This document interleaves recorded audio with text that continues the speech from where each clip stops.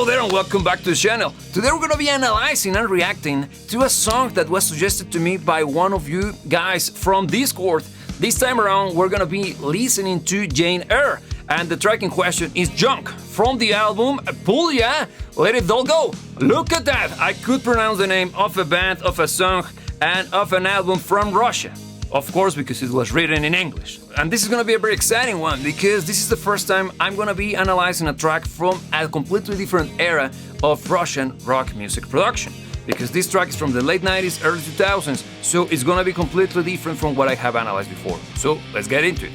But before we go, if this is your first time on the channel, I welcome you, because in here we analyze the music that we love from the perspective of an active musician and professional music producer, but using language that everybody can understand. With that being said, let's rock and roll. Here we go. So here we go, Junk by Jane Eyre.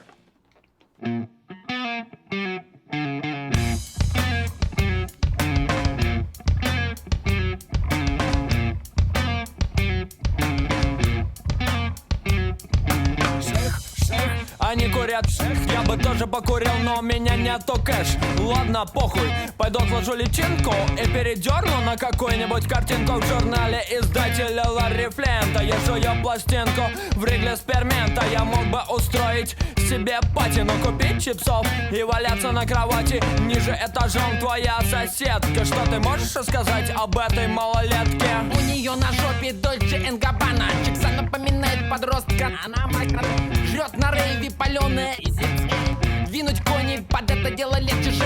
Она хотела, чтобы одна проблема. И нехуй париться, ее ебут все и ничто не ебет. Зато у любого в рот возьмет. Что я знал о джанке? Джаз-фанк? Джанк это я. Я это джанк! Что я знал о джанке? Джаз-фанк? Джанк это я это джанк! Что я знал о джанке? Джаз-фанк? Джанк это я это джанк!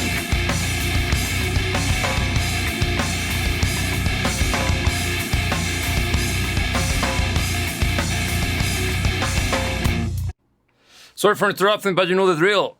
First and foremost, the sound of those guitars, the heavy ones, have a particular tone to them because they are not necessarily speaking in phase. Let me explain with this example.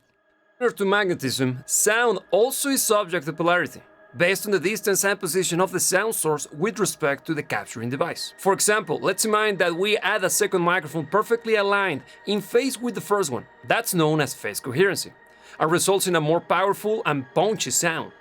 Now let's move the second microphone, taking it completely out of phase. That will produce a weird and weaker perceived sound. Junk's guitar tone seems to be the result of adding a second microphone slightly out of phase while recording the guitar cabinet, which produces a more scooped sound.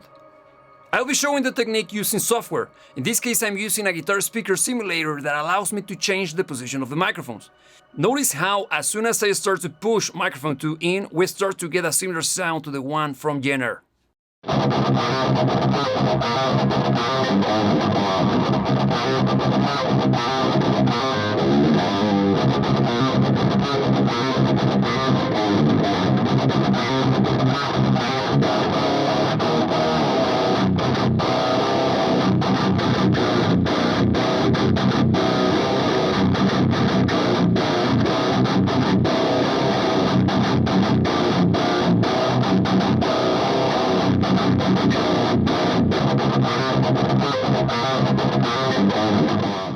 Quite interesting, right?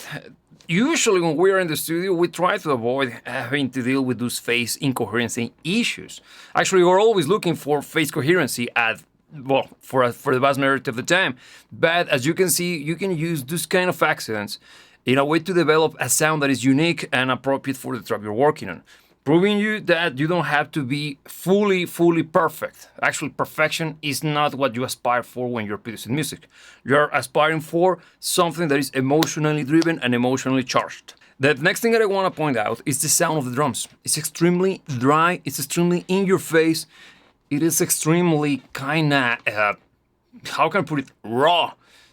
But it's not necessarily speaking open-ended and big sounding in the sense of something like, I don't know, Led Zeppelin or Metallica. Both of those records, being completely different in sound, or both the styles or approaches to producing music, rock music or metal music in this case, they have a much more bombastic and gigantic sound to them. This is a record clearly inspired by the late 90s new metal stuff, because you can hear not only the down-tuned and super distorted guitars, but also the approach to the drumming. The drummer is fantastic, I gotta tell you. He's very steady, he has a very good sound to his style, but the drums are produced in a way that makes them feel more, how can I put it? Close to you. Pay attention once I press play once again, and focus your attention on the sound of the snare. You will hear it right away, because you are gonna have a super snappy sound like, but it's not gonna be something like this. Okay, very different, right? That's because the sound of this snare feels like it was very much controlled or produced in an environment that was controlled through the use of gobos.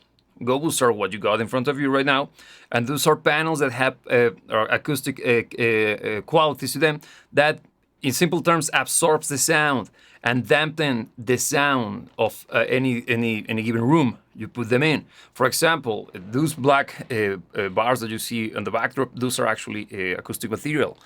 Those are made of acoustic material, and I use them to control the reflections in this room. Why? Because this is my mixing room, and I need to be sure that what I'm hearing is exactly what is coming out of my speakers and is not colored by the sound of the room. Okay? Let's keep rocking. The track is quite interesting. The composition is very weird, but in a good way. It makes it very much their own. It reminds me quite a lot of Korn, especially with the production style, but also a little bit of Limp Bizkit, probably due to the rapping that is part of the song. Now let's keep rocking, and I will come back so we can discuss the mix together. Here we go.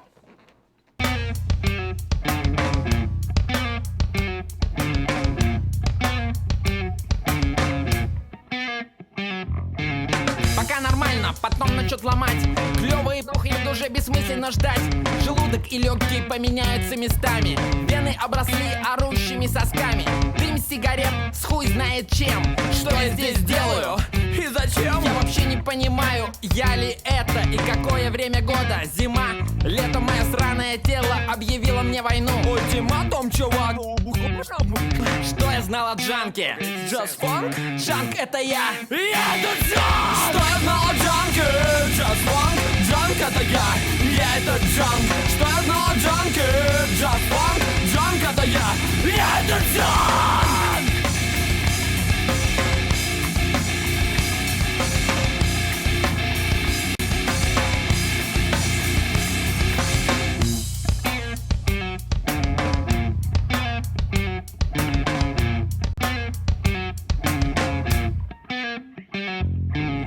Чуваки, это вы забрали последний Не обидишь, тёлка на углу стоит. Ну да, вон та сука с язвой на шее. У нее есть а еще гонорея. Говорят, на небо забирают достойных. Один мой кореш, ныне покойный, скрючив обрубки, сдох от эсофаги. Так и закопали, не меняя позы. Чувак, заткнись и попытайся расслабиться. То, что происходит, мне совсем не нравится. Что я знал о джанке? Just funk? Джанк — это я. Это джанк! Что я знал о джанке? Just funk! Джанк — это я это джанк! Что я знал о джанке? Just funk! Джанк — это я это джанк! Just funk! Just funk! All right, short and sweet. I gotta tell you that I should have said this before, but it's the first time that I listened to something or rapping in Russian. For real. I never listened to something like that before. It's very different, but somehow it works. I have this gripe with rapping based on the language. Let me explain.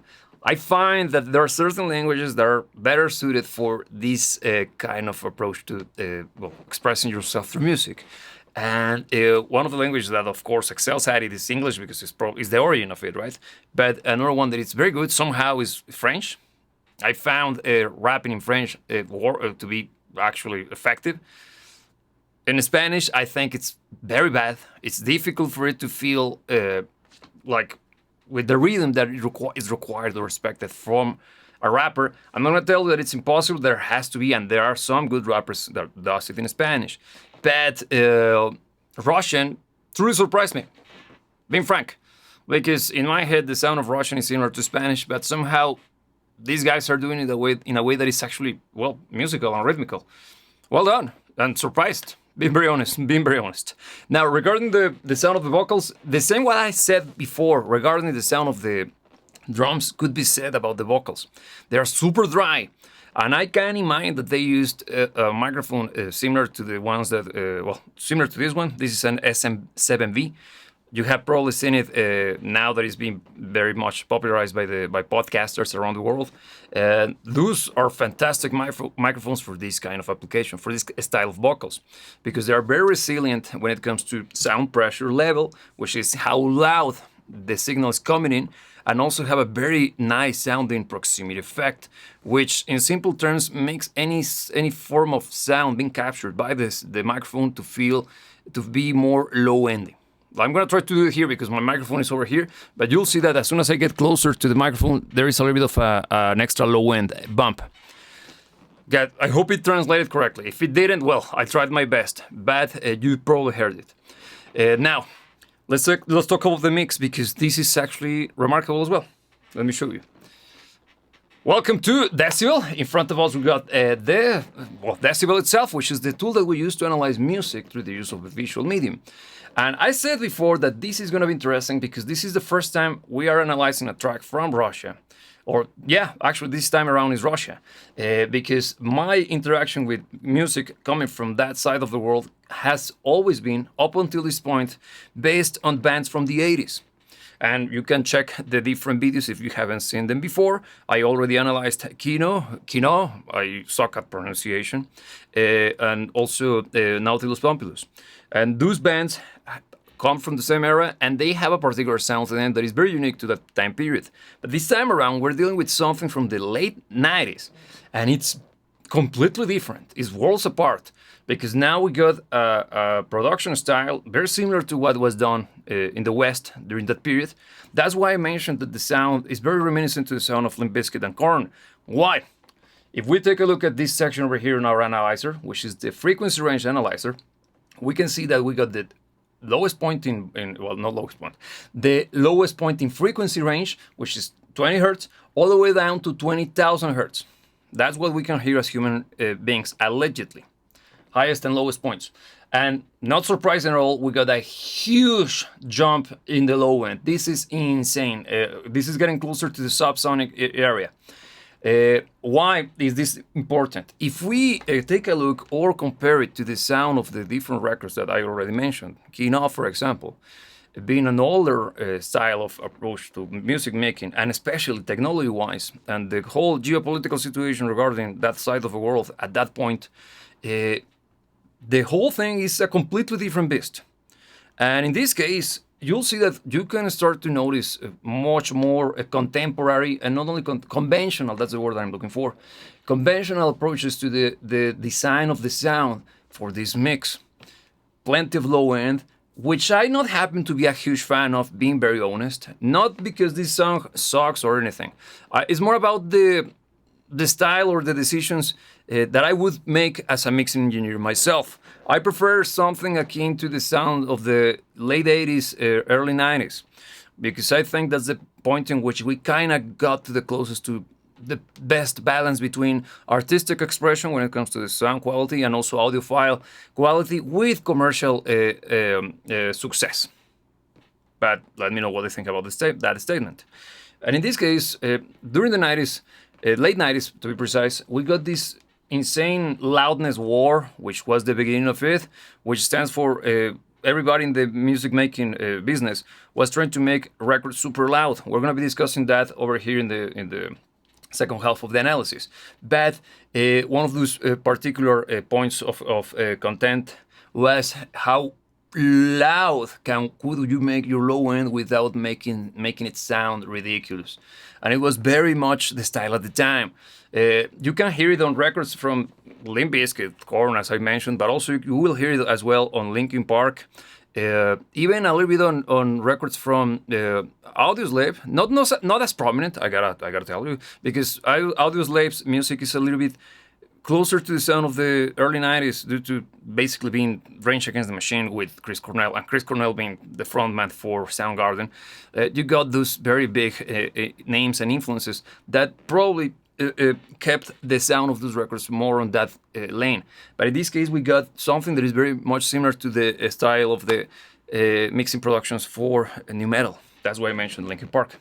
Now, we also got a mid-range that it's very much in your face, smacky, and that's why we got this pronounced attack on the vocals. They are super in your face. You can even feel them shouting at you. And also the guitars are super gnarly sounding. I already explained during the first half of this analysis how the sound of the guitar could have been developed. I don't know the details, but this is what experience tells me. And well, it sounds like a record of its era. It's not necessarily great sounding, in my opinion, again, but it's far from bad sounding, if that makes sense to you.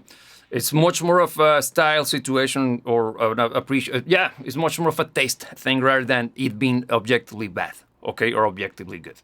I prefer different styles of approaches to mixing music, but this works. And what matters the most in the end is making sure that the sound of the music itself and the music itself is projected in a way that affects, as I said before, the emotions and the feelings of the listener. Okay, and in this case, it works because it projects anger, probably a little bit of disdain, a little bit of I'm up to here with this BS, but you tell me because I don't speak Russian. And also another thing, I think that this version is heavily censored, right? Because I even kind of tried to put it on the bubbles while I try to explain that I think they are censoring, or they were censoring some of the words. Tell me what does that stands for in the comment section down below. Now let's take a look at the second section of the analyzer. Here we're going to be taking a look at the dynamic range, and that stands for the difference in volume between the different sections of the track. Across time, of course. And this is the point in which we got the beginning. And one thing, dynamic range stands for the difference between the loudest point in volume with the quietest point in volume across time. Important because loudness usually is associated with excitement, okay? Now, since this is a rough, straight to the point, shut up and listen to what I have to say kind of style of music, we won't have that much of a huge dynamic range. But look at this. We do. Partially. Why? Because it's quite clear that this is the introduction where the guitar is playing by its own, the melody with a little bit of the drums and the bass. But then, here's the vocals. The vocals are super loud in this track. And it makes sense because these being kind of rap-driven, vocals and intelligibility is super important when it comes to the sound of this kind of music.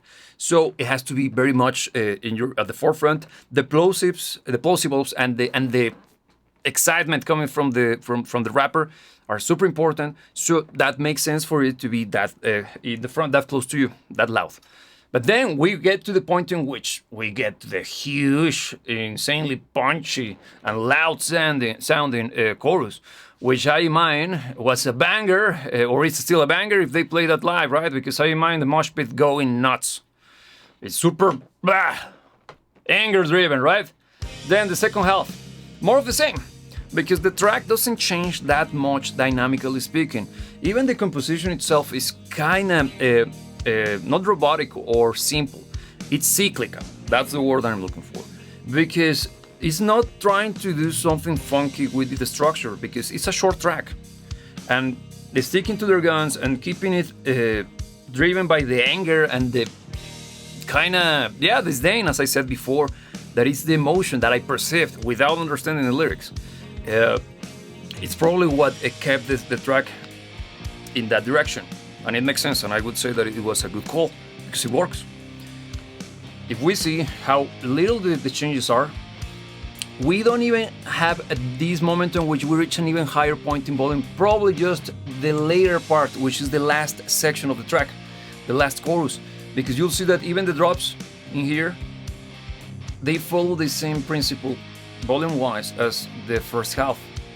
Not that much of a dynamic range situation, but makes total sense, as I said before, because this track is short, sweet, straight to the point, and in my head, it sounds like shut up and I won't do what you told me. But tell me what does it stands for, and also, well, recommend me more music by them, because this is the first time I listen to these guys, and I'm quite surprised. Because I usually don't have this, I usually wouldn't like this kind of music. I'm much more of an old school metalhead, and I prefer a much more of heavy metal style of music, kind of like inspired by Iron Maiden or Dio, Rainbow, all of that kind of stuff. But they did it correctly. It's very, very well crafted. I truly enjoyed it. I wouldn't say that I'm a fan, not, at least not with this track, but I wouldn't mind listening to more of their music. So please show me more of their stuff in the comment section down below. As usual, thank you for joining, thank you for watching. If you got any questions regarding this mix, or if you got a suggestion besides Jane's Air, please share it with us in the comment section down below as well. And now, as every single time that I meet you, I just gotta remind you that you should never let anybody tell you what to dream about. And remember that I'll see you when I see you.